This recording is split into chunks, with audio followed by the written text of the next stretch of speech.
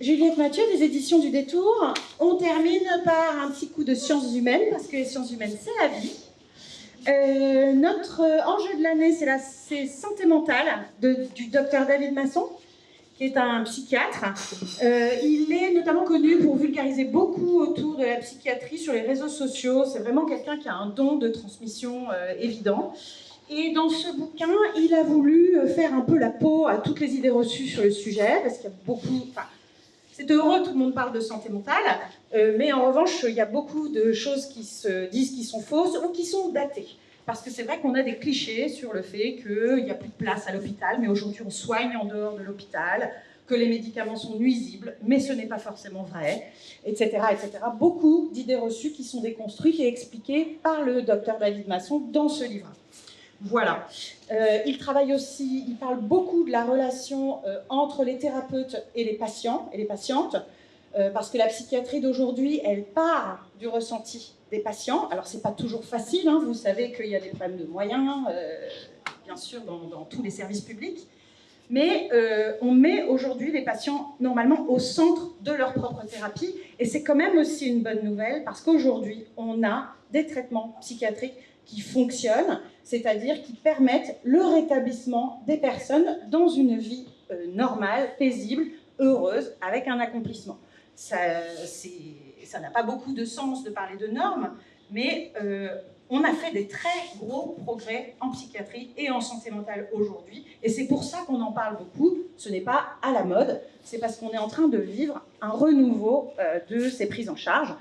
Ce qui ne nous exonère pas non plus de se poser la question du validisme ou pour utiliser les mots du passé, de la place qu'on donne aux personnes en situation de handicap dans notre société, qui est aussi une partie importante de ce livre. Voilà, c'est notre enjeu de l'année, un très beau livre. Il est déjà imprimé alors qu'il sort en août, et vous pouvez en trouver quelques exemplaires sur les tables. Sinon, vous pouvez nous écrire pour nous le demander. Voilà, je vais passer sur la reprise en poche de cet excellent livre qui s'appelle « Le refus du travail » de David Freyne, le seul essai qui existe de sociologie sur les gens qui ont arrêté de travailler et quelles sont les conséquences dans leur vie quotidienne du fait de ne plus pointer métro boulot dodo ou vélo boulot dodo ou boulot dodo tout court. Voilà, un très beau travail, très intéressant et unique en son genre, puisqu'il n'y a pas d'autres études sur le sujet. Et l'autre, c'est pour finir en beauté, donc Siamo tutti antifascisti. On est très très content de s'être décidé de prendre ce slogan comme titre. Contrairement à ce qu'on pourrait croire, ce n'est pas un autocollant, mais c'est un livre d'histoire écrit par des historiens. Et ces historiens prétendent qu'on peut faire de l'histoire, évidemment en regardant des tableaux ou en lisant des discours prononcés par nos têtes chenues il y a très longtemps, mais on peut aussi prendre les chansons de lutte.